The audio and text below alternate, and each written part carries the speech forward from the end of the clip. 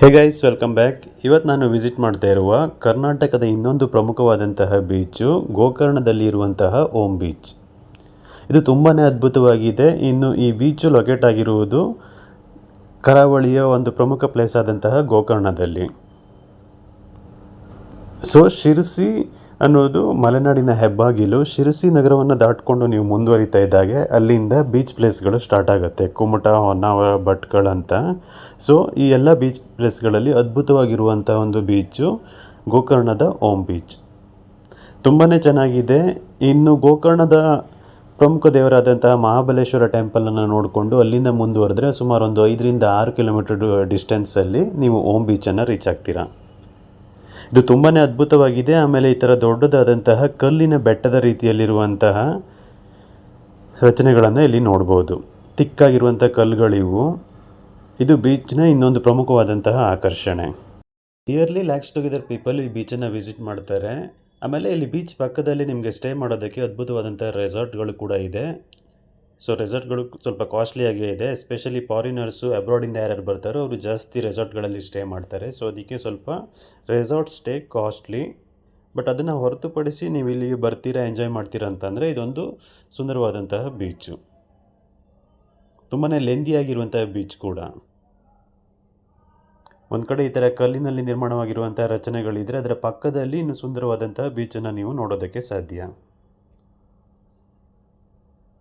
ಇದು ಗೋಕರ್ಣದ ಒಂದು ಪ್ರಮುಖವಾದಂತಹ ಆಕರ್ಷಣೆ.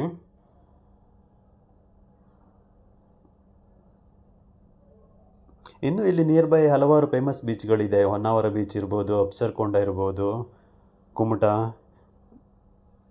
ಮುರುಡೇಶ್ವರ, ಇವುಗಳೆಲ್ಲ ಇಲ್ಲಿಂದ ನಿಯರ್ ಬೈ. ಆಲ್ಮೋಸ್ಟ್ ಒಂದು 50 ಕಿಲೋಮೀಟರ್ ಡಿಸ್ಟೆನ್ಸಲ್ಲಿ ಇವೆಲ್ಲ ರಿಮೈನಿಂಗ್ ಬೀಚ್ಗಳನ್ನು ಕೂಡ ನೀವು ಕವರ್ ಮಾಡ್ಬೋದು.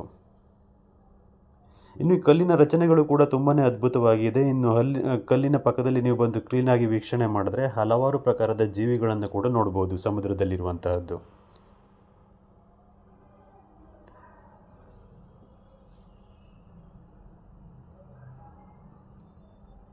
ಎಸ್ಪೆಷಲಿ ನೀವೇನಾದರೂ ಗೋಕರ್ಣದಲ್ಲಿ ಇದ್ದೀರಾ ಅಂತ ಅಂದರೆ ಟೆಂಪಲ್ನ ವಿಸಿಟ್ ಮಾಡಿಬಿಟ್ಟು ಆಮೇಲೆ ಈ ಪ್ಲೇಸ್ಗೆ ನೀವು ಬರ್ಬೋದು. ಇನ್ನು ಟೆಂಪಲ್ ವಿಸಿಟಲ್ಲಿ ಎಸ್ಪೆಷಲಿ ಗೋಕರ್ಣದ ಮಹಾಬಲೇಶ್ವರ ಸ್ವಾಮಿ ಟೆಂಪಲ್ ಎದುರು ಭಾಗದಲ್ಲೂ ಕೂಡ ಒಂದು ಬೀಚ್ ಇದೆ.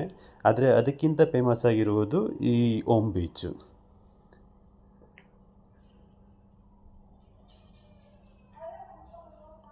ಎಸ್ಪೆಷಲಿ ಈವ್ನಿಂಗು ಮತ್ತು ಮಾರ್ನಿಂಗ್ ತುಂಬ ಕ್ರೌಡ್ ಇರುತ್ತೆ ಇಲ್ಲಿ. ವೀಕೆಂಡಲ್ಲಂತೂ ತುಂಬಾ ಕ್ರೌಡ್ ಇರುತ್ತೆ.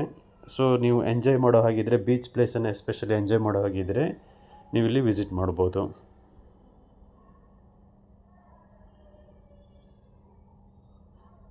ಇನ್ನು ಹಲವಾರು ವಾಟರ್ ಸ್ಪೋರ್ಟ್ಸ್ಗಳನ್ನು ಕೂಡ ನೀವು ಇಲ್ಲಿ ನೋಡ್ಬೋದು.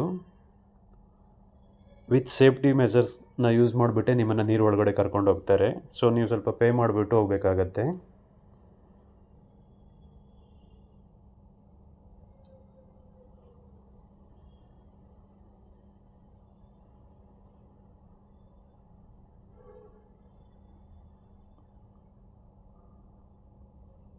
ನೀವೇನಾದರೂ ಘಟ್ಟದ ಕೆಳಭಾಗದ ಪ್ರದೇಶದಲ್ಲಿ ಎಸ್ಪೆಷಲಿ ಉಡುಪಿ, ಹೊನ್ನಾವರ, ಗೋಕರ್ಣ ಈ ಕಡೆ ಬರ್ತೀರಾ ಅಂತ ಅಂದರೆ ಓಂ ಬೀಚನ್ನು ಮಸ್ಟ್ ವಿಸಿಟ್ ಮಾಡಲೇಬೇಕಾದಂಥ ಒಂದು ಅದ್ಭುತವಾದಂತಹ ಪ್ಲೇಸ್ ಇದು. ಇನ್ನು ತುಂಬಾ ಜನ ರೀಲ್ಸ್ ಕ್ರೇಜ್ ಇರೋರು ಬಂದುಬಿಟ್ಟು ಇಲ್ಲಿ ರೀಲ್ಸು, ಫೋಟೋಶೂಟು ಅದಿದೆ ಅಂತ ಮಾಡ್ತಾರೆ. ನಿಮಗೆ ಅದರಲ್ಲಿ ಆಸಕ್ತಿ ಇದ್ದರೆ ನೀವು ಕೂಡ ಅದನ್ನು ಮಾಡ್ಬೋದು. ಇಲ್ಲಿ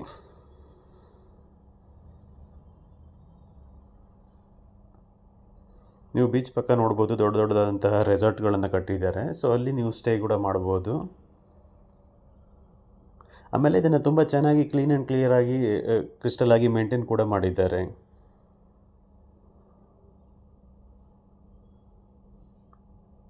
ಎಸ್ಪೆಷಲಿ ಈವ್ನಿಂಗ್ ಟೈಮ್ ಸ್ಪೆಂಡ್ ಮಾಡೋದಕ್ಕೆ ಇದೊಂದು ಅದ್ಭುತವಾದಂತಹ ಪ್ಲೇಸು.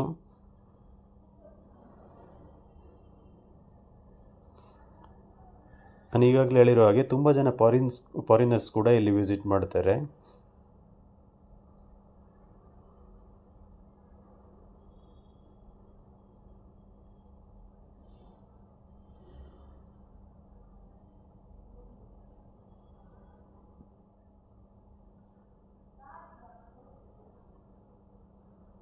ಇನ್ನೂ ಹಲವಾರು ಪ್ರಕಾರದ ವಾಟರ್ ಸ್ಪೋರ್ಟ್ಸ್ಗಳು ಕೂಡ ಇಲ್ಲಿ ಅವೈಲೇಬಲ್ ಇದೆ. ನೀವು ಇಲ್ಲಿ ಬಂದರೆ ಈಸಿಯಾಗಿ ಎಂಜಾಯ್ ಮಾಡ್ಬೋದು. ಆಮೇಲೆ ಎಸ್ಪೆಷಲಿ ಫ್ಯಾಮಿಲಿ ಜೊತೆ ಬಂದರೆ ತುಂಬ ಹೊತ್ತು ಟೈಮ್ಸ್ ಕೂಡ ಸ್ಪೆಂಡ್ ಮಾಡ್ಬೋದು.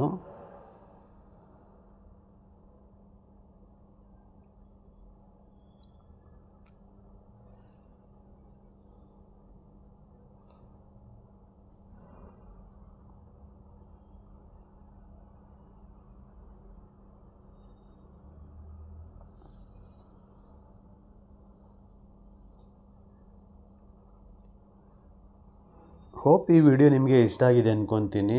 ಎಸ್ಪೆಷಲಿ ಯಾರು ಬೀಚ್ ಪ್ಲೇಸನ್ನು ನೋಡ್ತಾ ಇದ್ದೀರೋ, ಎಸ್ಪೆಷಲಿ ಸೌತ್ ಇಂಡಿಯಾದಲ್ಲಿ, ಅದು ಕರ್ನಾಟಕದಲ್ಲಿ ಬರೋದಾದರೆ, ಸೊ ಓಮ್ ಬೀಚು ಒಂದು amazing place. If you like this video, kindly subscribe my YouTube channel and also hit on bell icon to get all the future notifications.